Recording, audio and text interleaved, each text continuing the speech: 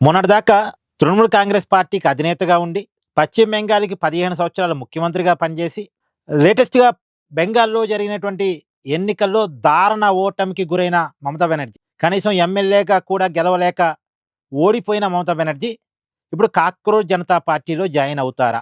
ఆమె కాక్రోచ్ జనతా పార్టీలో జాయిన్ కావాలి అని కొన్ని పోస్టర్‌లు బెంగాల్‌లో దర్శనమిస్తున్నాయి. ఎందుకంటే ఆమె పార్టీ ఆమెను వెలేసింది. తృణమూల్ కాంగ్రెస్ పార్టీ ఆమెని పక్కన పెట్టేసింది. ఆమెకు ఎలాంటి పోస్టింగు లేదు. ఆ పార్టీని రెబెల్ గ్రూప్ లాగేసుకుంది. ఎమ్మెల్యేలు ఆమె చేతుల్లో లేరు.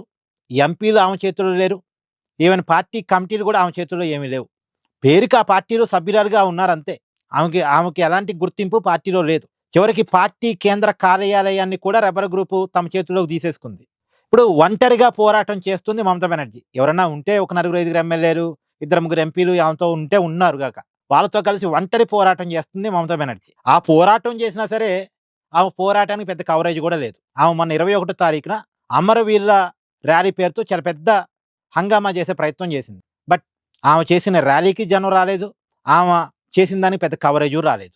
మొత్తం ఢిల్లీలో కాక్రోచ్ జనతా పార్టీకొచ్చిన ఆందోళన కవరేజ్‌లో ఒక పావలా వంతు కవరేజ్ కూడా మమతా బెనర్జీ ర్యాలీకి రాలేదు. ఒకప్పుడు మమతా బెనర్జీ ఏదైనా కార్యక్రమం తీసుకుందంటే చాలా పెద్ద ఎత్తున నేషనల్ మీడియా, లోకల్ మీడియా మొత్తం కవర్ చేసేది. కానీ ఎక్కడ కవరేజ్ రావట్లేదు. కాబట్టి మమతా బెనర్జీ గారు, మీరు ఇలా ఉంటే మిమ్మల్ని ఎవరు పట్టించుకోరు. కాక్రోచ్ జనతా పార్టీలో జాయిన్ కండి అని కొన్ని పోస్టర్‌లు దర్శనమిస్తున్నాయి. మరి కాక్రోచ్ జనతా పార్టీ మమతా బెనర్జీని చేర్చుకుంటదా? మరి ఇలాంటి ప్రజాస్వామ్య వ్యతిరేక శక్తులన్నీ కూడా కాక్రోచ్ జనతా పార్టీలో కలిస్తే అది కలుషితం అవుతుంది. పాలల్లో నీరెక్కువ పోస్తే ఏమైద్ది?